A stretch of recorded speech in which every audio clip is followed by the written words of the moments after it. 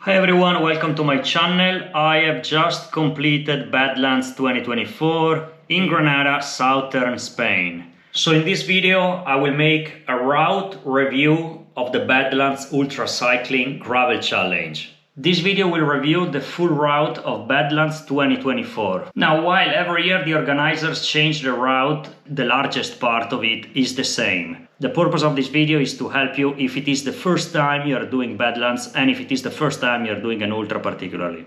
I will try to be as concise as I possibly can considering the route. Before we get started, don't forget to subscribe to my channel.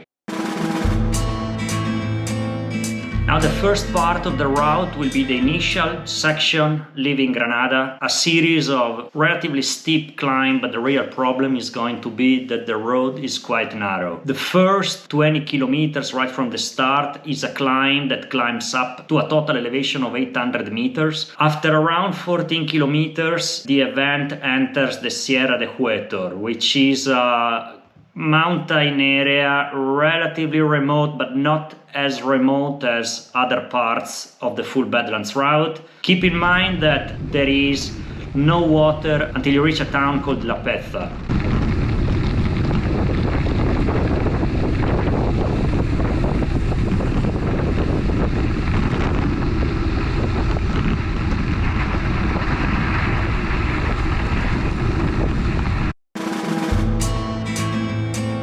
With the exception of the first 20 Ks that have a tough climb, it's not specifically demanding or difficult until you reach Baza de Guadix. After that, there is a brutal, absolutely steep climb up to the infamous Mirador del Mundo.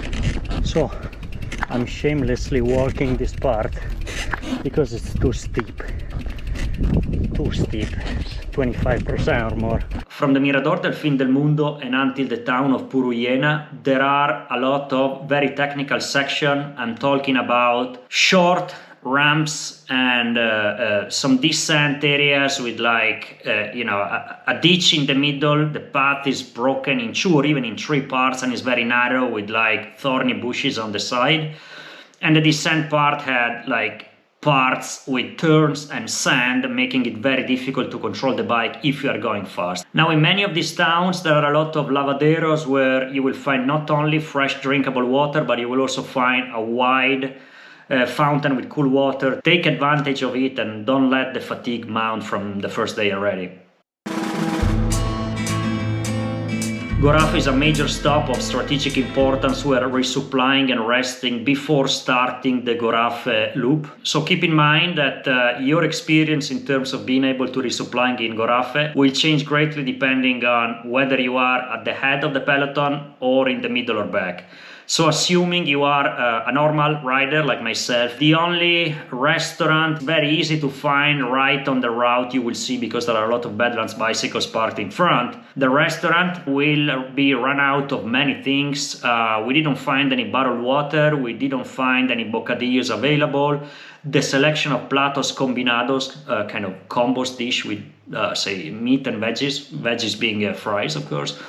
The ones you can find are very limited, so very limited choice. Keep that in mind. If you can speak some Spanish, it will help. Take advantage to rest a bit because the next subsequent part is kind of tough at the very beginning before it kind of becomes easier a bit later. So after you leave Gorafe, there is a big steep ramp with concrete, same as the Mirador del Mundo with concrete, that goes up, is quite steep, is not too long. It brings from kind of the valley, the lower part where the town is, up to the ridge of the canyon where there is the trail that goes to the desert basically. As for the desert itself, I think many riders I talked to that did it in daytime, they complained of temperature of up to 45 Celsius, which is, I guess, the norm. So in my case, I did it when it was sunset, and so it was kind of very cool. I saw a bit the initial hour and a half, then it became pitch dark and I didn't really see anything until the following day. About an hour ago, maybe less, but anyway, I left Gorafe, the gate to the Gorafe Desert, and I'm now riding. It's 2100, it's sunset, it's great, it's really cool. Today it was a nightmare in terms of heat. I am a bit behind schedule of what I had thought I would be at this time, but I can try to make up for some of that road now that is cooler. In fact, though I didn't plan to do the desert now, I would have done earlier if I could, but it's a good idea because now it's significantly cool compared to how it must have been earlier in the day. Absolutely hot. I'll need to reduce my speed once it's dark, obviously. And yeah, all right, I'm gonna close the cam to focus a bit here. All right, there is a section at some point with a very technical steep descent. Very technical descent, for crying out loud. You walk it or? Yeah. Now, if you didn't stop in Gorafe, there are other two towns where you could plot a resupplying stop, particularly the first, Villanueva de las Torres, and the second being the Dehesas de Guadix. So after the Dehesas de Guadix, there is absolutely nothing until in fact you reach Gor, which is already after the end of the Gorafe Desert. In this area, finding accommodation is very difficult, I would say near impossible, unless the organizers use the safe track in case of rain, in which case the desert is basically bypassed, and then you will be using an area with more asphalt and more options for accommodation. Now, considering I did my 3-hour sleep in Il Cortijo Nuevo, which is about halfway or maybe 3/4 of the entire Gorafe Desert loop, the last part, I did it in daytime so I could see the landscape, is supposed to be the most scenic and beautiful part of the whole desert. There is, however, some kind of serious climbing to do, as the trail goes up to it follows a rambla, which is kind of easy to do. It has a slightly positive gradient, but no real difficulties. However, some parts are technical until the path starts climbing, and basically you are leaving the rambla and you are going up to the upper side of the ridge of the canyon. So that is kind of demanding physically, particularly if you end up doing that in around noon or in the late morning when the sun is already kicked in and it's very hot. You will find it very difficult to find a shadow, and yeah, it's difficult. Now, I ran into a couple of Spanish riders. One of them had, by that time, run out of water. Like I said, there are no resupplying points for water or food after leaving the Dehesas de Guadix. It is possible you will find some shepherds or farmers along the way. If you're really desperate for water, at least to cool down, ask them. They might have some kind of animal use well waters to give you to kind of refresh yourself if you're overheating. Before you reach Gor, the road will become paved on and off. Slightly positive gradient. Probably by now your legs are already screaming, but like you have a very good end, at least temporary, on side. Now, Gor is strategic for two reasons. The first being, by the time you reach it, you will probably have been riding for a very long time with no access to new food or water or fresh water.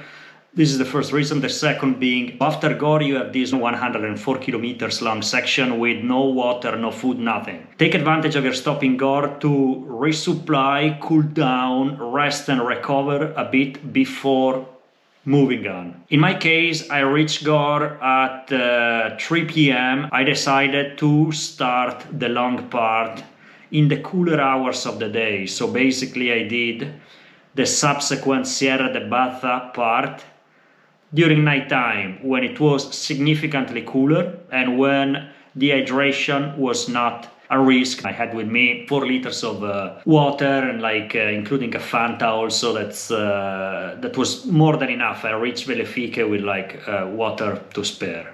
While in Gor, keep in mind you will be able to find places to sleep, basically a bed, not just a place to bivvy.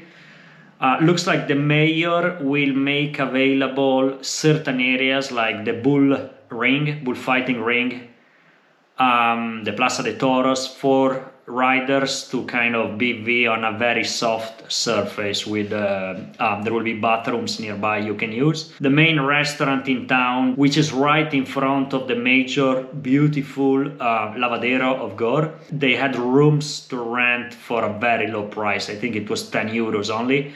And so many people, after no sleep or very bad sleep on the night prior, they decided to spend the second day to kind of crash and recover a bit in Gor. Sierra de Baza is Sierra de los Filabres. Let's break this down a bit because, like I said, it's a very long section without resupplying options for 104 kilometers. So leaving Gor, the climb starts right away. In fact, at Gor you're already on the climb that goes up to the Calar Alto. The Calar Alto is where there is the Star Observatory. It's the highest point of the whole Badlands route. So from Gor you go up to the Calar Alto. There is this long part, in total 104 kilometers until you reach the town of Vellefique, which is where you can resupply next. But like once you reach Calar Alto, there is a long descent. So really from Gor to Calar Alto, there are 72 kilometers. There is not a relentless climb all the way, but there are like 4 climbs and 3 descents plus a flattish, kind of rolling more than flattish part. So kind of it's easier than you think. I remember very well talking to a lot of scared or worried riders who were very afraid of this climb to the Calar Alto. They described it as a very bad beast and like the most difficult part. I do not have such recollection, and like I still have nightmare when I think back at the ramp up to the Mirador del Mundo, for example, or other technical parts where I walked. But like the climb up to Calar Alto was long from Gor. It was cool because I did it during the night.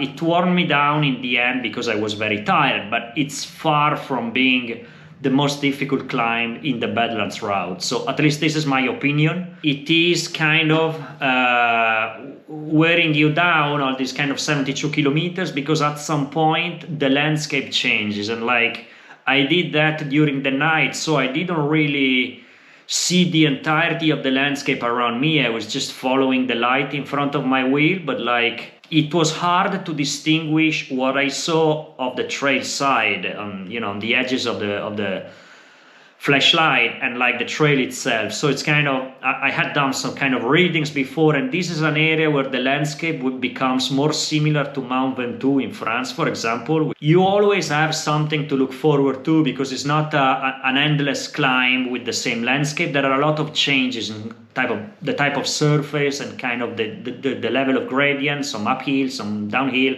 something like that.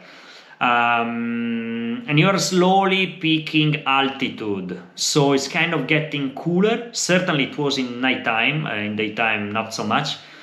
And the last 6 kilometers before you reach Calar Alto, you enter into a very beautiful, newly paved large road. There is a signpost every kilometer telling what's the average gradient and what is the gradient, the maximum gradient. It's very easy to plan your effort and also nice to distract yourself with this type of road signs.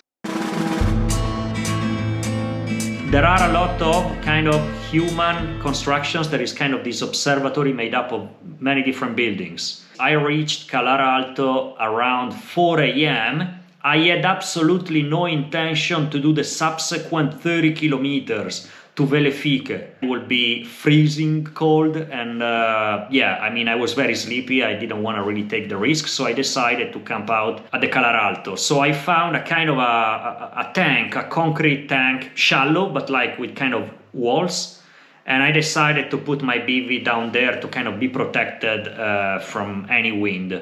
Are there gonna be any places to BV there? If there are other riders, there will be place for everybody. But the reality is very few riders will camp at Calar Alto unless they end up being there in the middle of the night like I did.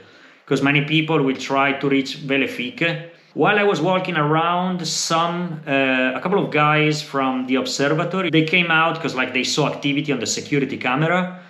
And I had zero problem. They just asked if I was with the race, if I needed anything. If you are looking for human help because you are in a crisis, you might be able to find somebody up there. No problem living there. I had a very minimalistic emergency blanket, like the SOL type. Very basic. I was not cold, but I was very humid. I didn't have a sleeping bag. Was I freezing when I slept those 3 hours? No. Did I really rest well? No. I rest well enough to kind of be able to do safely and fast the descent on the following day, which I think is what probably will be a wise strategy for many of you. It was probably kind of 8, 10 Celsius, something like that. So cold, but not really freezing. You will definitely need a bivy. A sleeping bag would be even better. One great plus, the sky the day I slept there at Calar Alto was gorgeous. Never in my life I saw so many stars, so many. The 30K descent to Vellefique, it's not really all of it descent. There is a part at the beginning where you have a bit of descent, then you have some kind of rolling until you reach Alto de Vellefique, which is another peak nearby, really not far. It is from Alto de Vellefique that down until the town of Vellefique, it's all steep descent with switchbacks. So you have good visibility on the incoming traffic. You will gain a lot of speed. Of course, as always, be careful.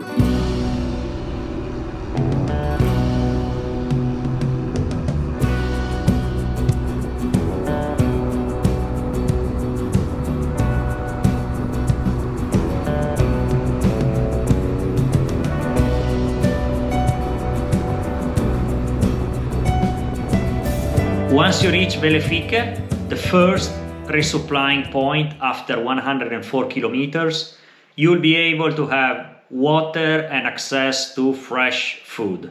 Right before you enter into the center of the town, there is an area on the left, free camping area. You can basically kind of find water there too.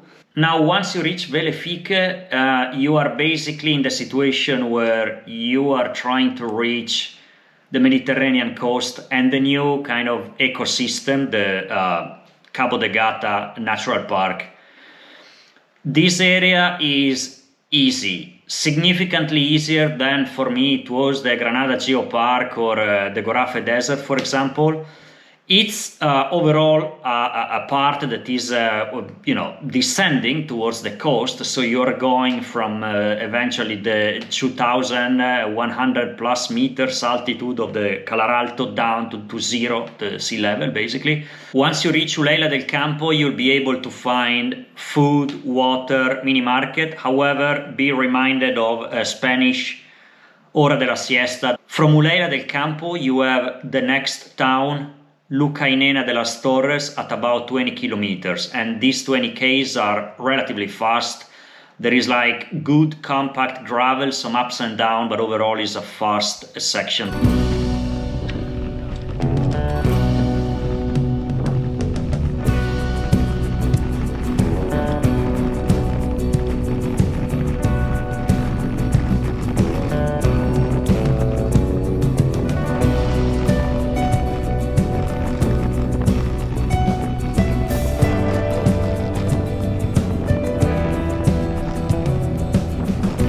Lucainena de las Torres is similar to the previous town. There is a mini market, there are bars and restaurants, not many, but like you'll be able to fully refuel and resupply there. Between Lucainena de las Torres and Vento del Pobre, there is one of the most beautiful parts of the entire Badlands route, at least in my opinion, is the Via Verde. It's basically a rural cycling path close to traffic. You will not find anybody. Is in slight descent. You can basically fly doing it. I did it on the aerobars. It's very nice. It's very beautiful. It crosses valleys in all this without traffic. The landscape is amazing. It's really fast. So 16 Ks, Lucainena de las Torres to Venta del Pobre, you can be there in no time. I really, it's one of the best sections I did in terms of average speed. After you leave Lucainena de las Torres, you'll be heading to a town which is a strategic point on the route called Venta del Pobre. In Venta del Pobre there is a highway hotel, there is like a fuel station along the highway, and there is a hotel that you can reach on the route. This hotel is affordable, and it most likely has accommodation available. In the hotel they will allow you to keep the bike in your room, which is obviously very good. The next ecosystem along the Badlands route is the Cabo de Gata Natural Park. This is a relatively easier area. It crosses a lot of towns and villages along the Mediterranean coast. You'll be able to find a lot of options in terms of eating, resupplying, and of course also sleeping in case you need a hotel along the way. There is only one critical thing to keep in mind for the Cabo de Gata Natural Park, is that there are some parts on tarmac, and you are basically riding on the only road there except the highway, so there is traffic, at least in daytime, and driving standards and road traffic conditions are not good. After Venta del Pobre, the Cabo de Gata starts, but you actually have 24-30 kilometers before you actually reach the coast. There are some climbs before you actually see the sea and kind of take the long descent down to the sea. Hi, well, I put everything back and get ready to start. A quick update. We are on the Via Verde in a section that goes towards Agua Amarga, where I plan to have breakfast because I'm starving. I haven't had a proper breakfast and I've been riding since 5 basically. This section is amazing. It's really beautiful. I would recommend this together with the area after Lucainena yesterday, called Via Verde. An easy ecosystem overall, Cabo de Gata. So there are only 4 parts I will quickly mention. The first is the short ascent and then fast descent into Rodalquilar. This is the small village which has the abandoned gold mine. The second is not really difficult, it's just iconic probably, is the long flat beach crossing of the Playa de Monsul. It's not loose sand. You are riding on a compact sand with harder terrain, so it's kind of fast. It's 1:40. Started the ride at 5 a.m. this morning from Venta del Pobre. Huge climb before entering in the Cabo de Gata. Cabo de Gata is fantastic. However, the roads are very dangerous. In preparation of the third and next part, which is slightly more difficult, but it's also spectacular if you do it in daylight, and that is the climb up to the Torre de la Vela Blanca. There are 3-4 kilometers between the Playa de Monsul and the summit, and it's all unpaved. It's like gravel. The terrain is easy, it's steep. It's really iconic. It's nice. You are like climbing up this kind of mountain road on the side of the mountain, and on the left side you have the cliff with the blue color of the Mediterranean Sea. Spectacular. Next, fourth one, and this is really the one difficult part, and that is probably the tough beach crossing you have heard about. It's no joke, and it's close to Rotamar. Once you are approaching Rotamar, there is a beach called Playa de las Amoladeras, and it's basically a part of several kilometers, 5, 6, 7, 8, I can't really say for sure. It is going from kind of a concrete path next to the beach down in the beach proper, and this is like loose sand. It will be kind of hard, not to say impossible in some points, to control the bike, so you may have to push. My only advice is, if you can do it pedaling, good. If you cannot, absolutely no sweat. Still here, crossing the sand, a dune basically, a very long one. If I like cycling on the sand, I would have bought a fat bike, which are one of the worst invention in the cycling industry and a utter failure. Next, after a couple of kilometers, you actually have to cross a river that is connected to the sea. So be very careful here. There is no need to be particularly worried, but you are probably very tired by this point, probably exhausted. You are carrying a bike that might be nearing 20 kilos, maybe say 16 kilos. You may not be the strongest athlete in terms of upper bodies. It's like loose sand in the bottom. The weight of the bike will push you down. I honestly tried to cross in the wrong part of the river and I had water until my chest. Thankfully, I was lucky enough to go out without the bike falling in salty water, which would be a disaster for the transmission. You can try to cross on the part where the river connects to the sea, but even there you will find loose sand as you walk with your bike on your back. The depth of the river will depend on the tide, on whether there was a lot of rain in the previous days or something like that. In our case, it was pretty deep, at least until the mid of your calves, or if you cross in the wrong part, up to your hips or even chest, depending on how tall you are.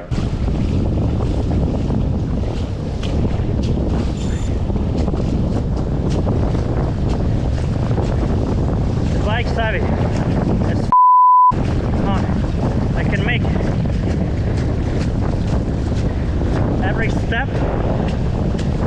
Well, I'm sinking inside.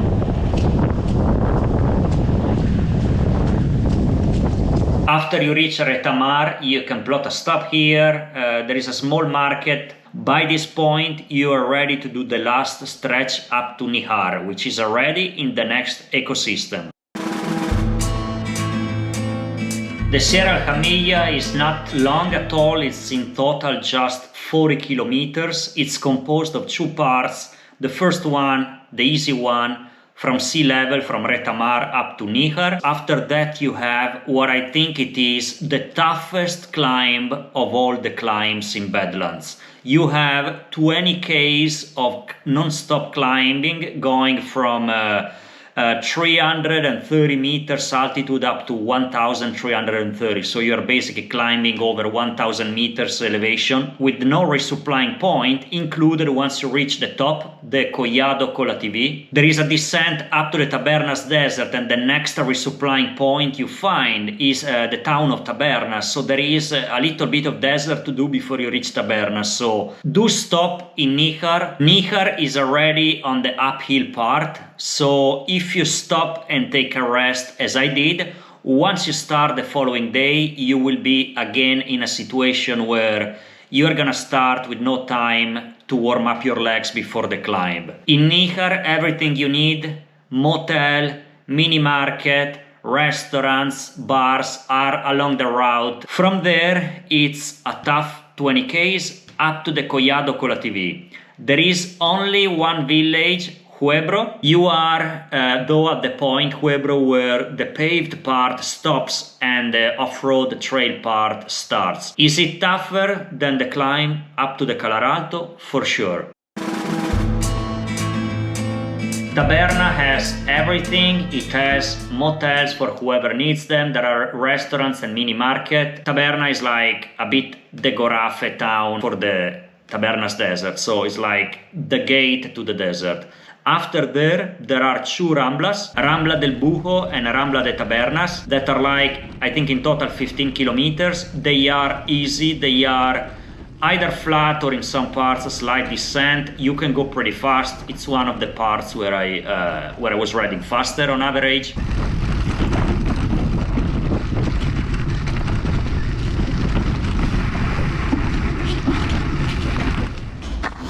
I stopped to drink some water.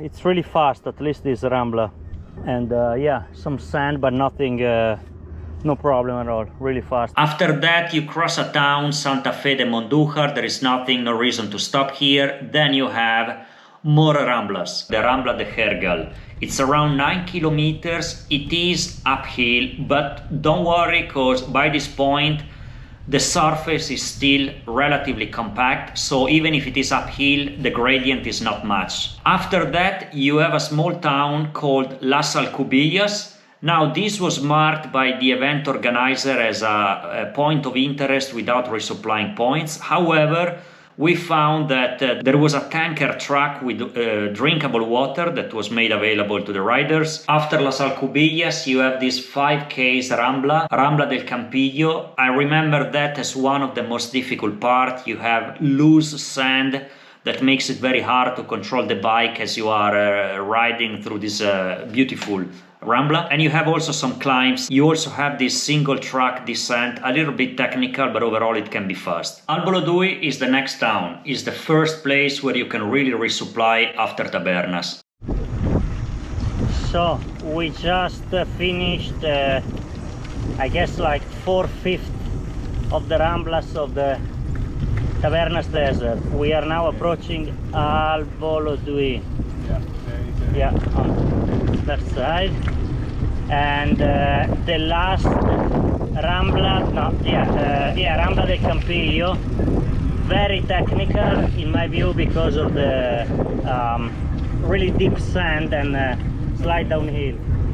I had to put my foot on the ground several times. Albolodui has everything, again the usual Spanish hours. There is a square with a cafeteria and a drinkable water. The restaurant where every cyclist will be stopping is well stocked with everything. It's the first place where I could find pasta.